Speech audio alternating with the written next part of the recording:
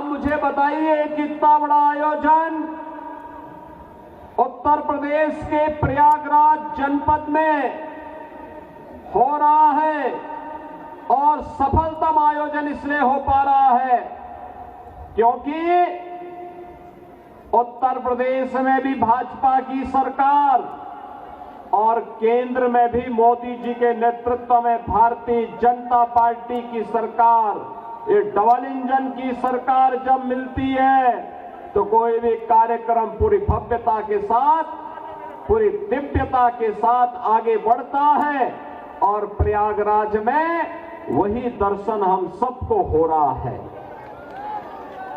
बहनों और भाइयों, 2025 का जनवरी माह भव्य और दिव्य महाकुंभ के लिए और 2024 का जनवरी माह एक भव्य और नव्य अयोध्या के लिए जानी जाती है।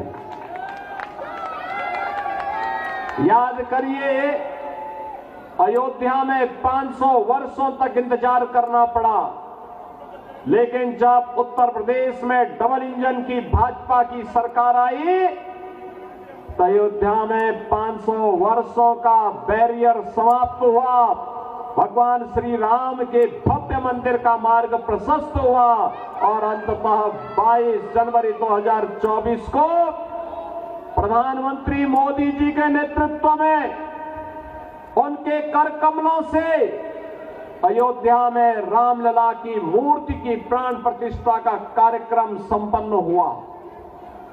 बहनों और भाइयों, ये नया भारत है।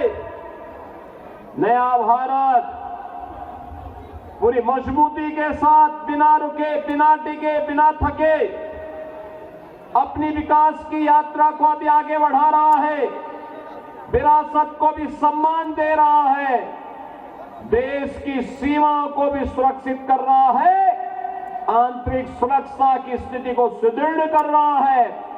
बिना भेदभाव के योजनाओं का लाभ गांव, गरीब, किसान, नौजवान, महिलाएं, समाज के प्रत्येक तबके को दे रहा है। ये नए भारत पर हम सब भारतवासियों को गौरव की अनुभूति होती है कि हमारा देश भी दुनिया में विकसित भारत बनने की ओर अग्रसर हो रहा है। लेकिन बहनों और भाइयों, एक तरफ भारत आगे बढ़ रहा है, भारत की विकास की दर दुनिया के अंदर सर्वाधिक है, विरासत का सम्मान करते हुए भारत नित नए प्रतिमान को स्थापित कर रहा है। दूसरी तरफ, दूसरी ओर दिल्ली के अंदर यहां पर जो राज्य सरकार पिछले 10-11 वर्षों से चल रही है, यह अराजकता का एक पर्याय बनकर के रह गई है। बहनों और भाइयों, देश के अंदर आजाद भारत की पहली ये राज्य सरकार है और पहली पार्टी है जिस सरकार पर और जिस पार्टी पर भ्रष्टाचार का मुकदमा दर्ज हो रखा है। न केवल इनके नेता बल्कि आम आदमी पार्टी स्वयं भी आज के दिन पर भ्रष्टाचार के अपराधी बनकर के कटघरे में खड़ी हुई है। किस नैतिकता से जनता जनार्दन के पास जाकर के वोट मांग रहे हैं।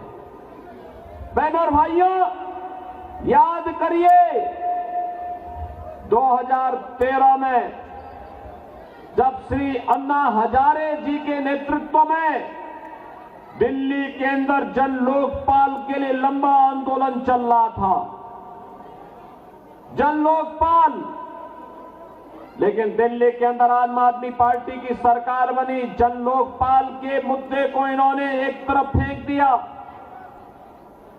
सिटीजन चार्टर की बात कही थी जिसमें जनता के प्रति जवाबदेही की ये लोग बात करते थे, लेकिन जनता के प्रति इनकी जवाबदेही क्या है?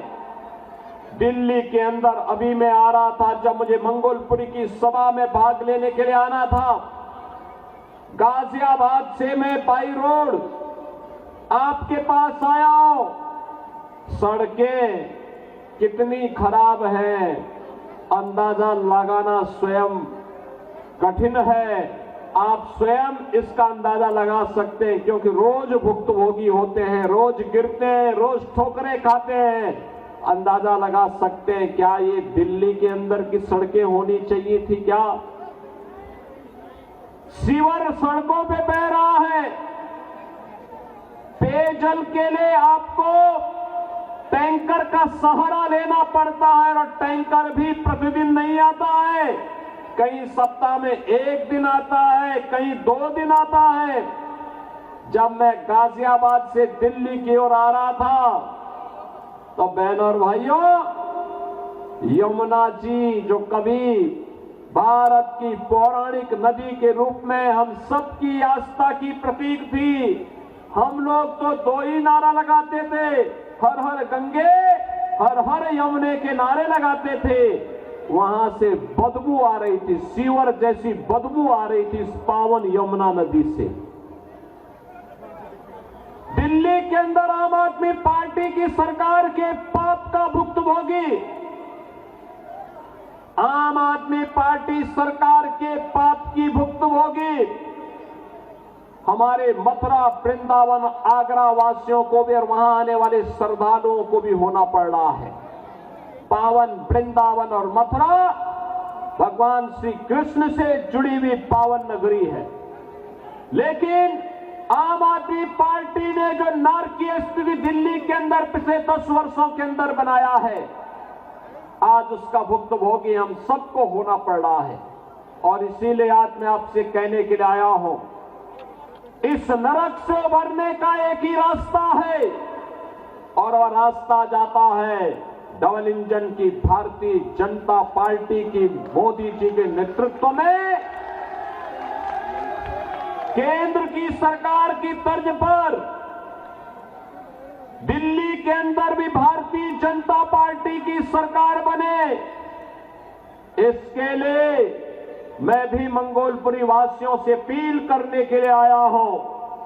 ये अपील इसलिए, बहनों और भाइयों, कहने के लिए आप दिल्ली के अंदर रह रहे हैं, लेकिन बुनियादी सुविधाओं से आम आदमी पार्टी ने आपको वंचित करके रखा हुआ है। आम आदमी पार्टी की सरकार ने आपको वंचित करके रखा हुआ है। न बिजली सही मिलती है, न शुद्ध पेयजल की व्यवस्था है, न सीवर की व्यवस्था है, न अच्छे स्वास्थ्य केंद्र की व्यवस्था है, न अच्छे शिक्षा के केंद्रों की व्यवस्था है, और नहीं कोई रोजगार की सही व्यवस्था ही आम आदमी पार्टी दे पाई है। इसने तो बंदर बांट करके रखा हुआ है, हर एक कार्य में डकैती पड़ती है। मैं एक उदाहरण आपको देना चाहता हूं। इसने यहां के नागरिकों के हकों पर डकैती डाली है। एक होता है श्रमिक कल्याण बोर्ड, और श्रमिक कल्याण बोर्ड के माध्यम से श्रमिकों के द्वारा जो सेस दिया जाता है, उस बीओसी बोर्ड के माध्यम से उस पैसे को श्रमिकों के वेलफेयर के लिए खर्च किया जाता है। आम आदमी पार्टी ने यहां के व्यापारियों को, यहां के नागरिकों का जो शोषण किया है, उन गरीब श्रमिकों का भी शोषण किया है।